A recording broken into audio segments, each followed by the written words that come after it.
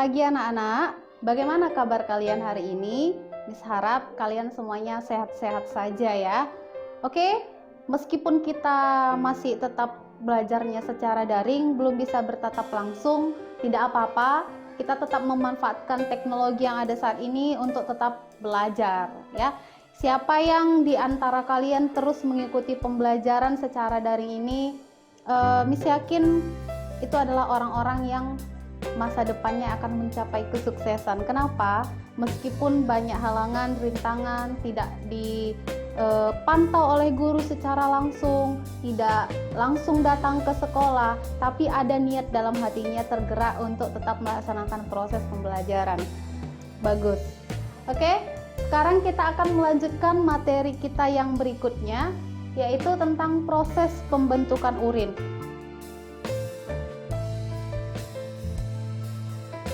Perhatikan gambar yang ada di layar. Di sebelah kiri ada gambar ginjal, sedangkan di sebelah kanan ada gambar nefron.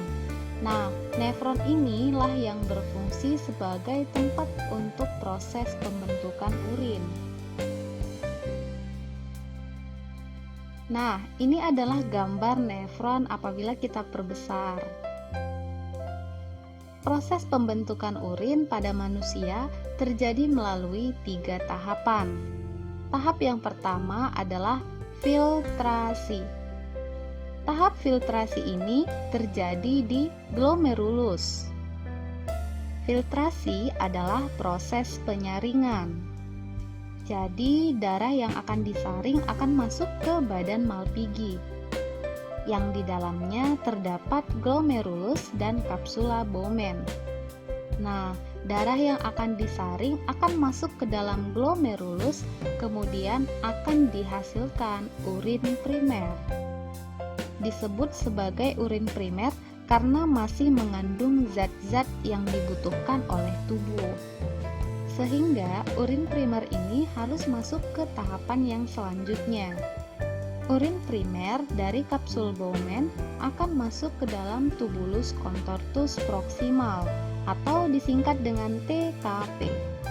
Nah, disinilah tahapan yang berikutnya terjadi, yaitu tahap reabsorpsi.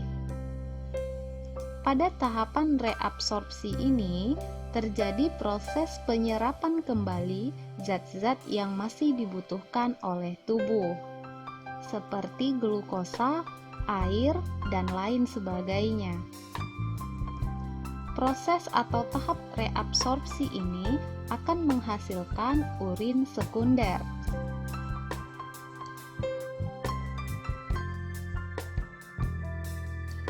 Urin sekunder selanjutnya akan melewati suatu lengkungan pada bagian nefron yang disebut dengan lengkung Henle. Selanjutnya, urin akan masuk ke dalam tubulus contortus distal. Di bagian ini akan terjadi tahap yang ketiga, yaitu tahap augmentasi atau penambahan. Pada tahapan ini, terjadilah pelepasan zat yang tidak berguna lagi bagi tubuh, seperti racun dan obat-obatan yang terkandung di dalam tubuh kita, di mana zat tersebut akan bergabung dengan urin sekunder dan membentuk urin sebenarnya. Kemudian, urin sebenarnya akan menuju tubulus collectivus. Dari tubulus collectivus yang terdapat di dalam ginjal, maka urin akan mengalir ke dalam ureter. Selanjutnya, akan menuju ke kandung kemih. Ketika kandung kemih kita penuh, maka kita akan merasakan sensasi ingin buang air kecil. Nah, selanjutnya urin akan dikeluarkan dari tubuh melalui uretra.